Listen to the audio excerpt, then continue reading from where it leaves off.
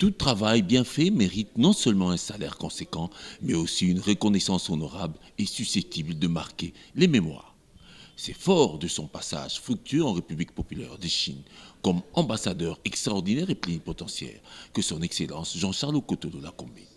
Actuellement honorable député national élu de la circonscription électorale de Lodja en la province du Sankourou, a reçu pour ce faire un présent de choix en récompense de ses bons et loyaux services rendus à la coopération entre la Chine et la RDC.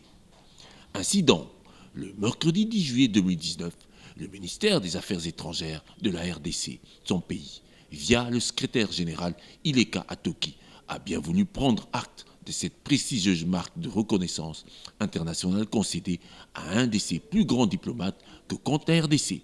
Congolais en Chine. Donc j'ai pris soin, monsieur le secrétaire général, de venir vous présenter. Ça fait honneur aussi à votre ministère, quand vous avez l'habitude de nous prodiguer le conseil.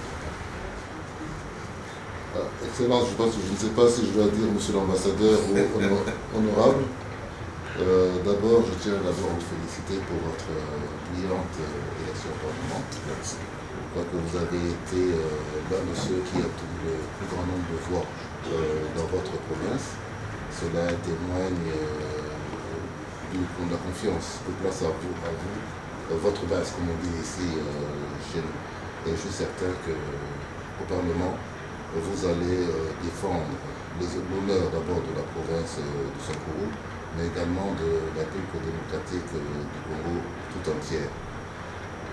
Je suis très honoré que vous ayez pu penser à venir me présenter ce présent, un présent du gouvernement chinois, qui est justement le testament de l'œuvre utile que vous avez faite durant vos 3 ans comme ambassadeur de la République démocratique du Congo auprès de la Chine.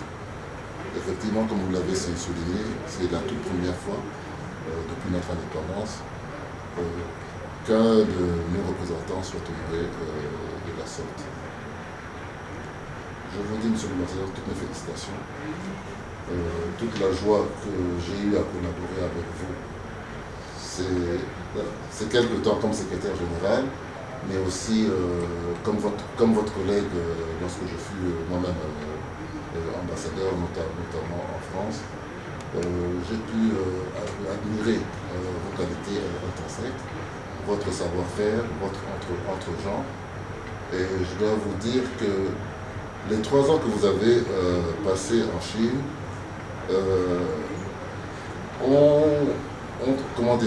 ont été aussi 3 ans où les relations bilatérales entre la RDC et la Chine se sont développées davantage. Cela n'aurait pas été possible si la RDC n'avait eu un digne fils de la RDC, un digne représentant auprès du gouvernement chinois. Je vous félicite.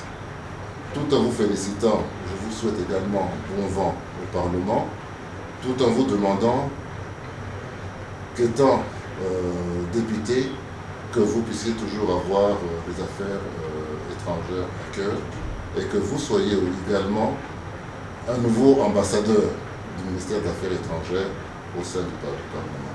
Encore une fois, je dis maintenant honorable, toutes mes félicitations et vraiment nous sommes très fiers de vous.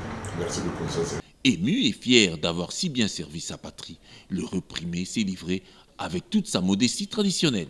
Vous savez, parler de soi-même, c'est un peu difficile. Je suis plutôt surpris parce que quand je suis allé faire mes adieux, les mots qui ont été prononcés par le ministre des Affaires étrangères, je croyais que ces mots-là allaient s'envoler. Aujourd'hui, ça vient de se matérialiser par ce geste-là, si modeste, mais très significatif. Pour moi, cela m'encourage d'aller toujours de l'avant. Et ce n'est pas la première fois. Ce qui est drôle est que dans mon pays, je n'ai jamais été décoré.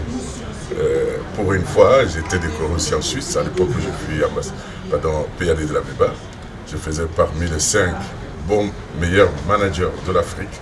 Et cela, c'était en Suisse. Aujourd'hui, c'est la Chine. Je suis très honoré. Mon souci est de pouvoir servir toujours mon pays et d'aller de l'avant. L'honorable Jean-Charles Okotolo-Lakombe, qui n'est plus une figure à présenter à l'opinion tant nationale qu'internationale, aura édifié un parcours élogieux et remarquable depuis ses premiers pas. C'est d'être humble, de servir son pays. Je suis ministre des Affaires étrangères dans son bâtiment.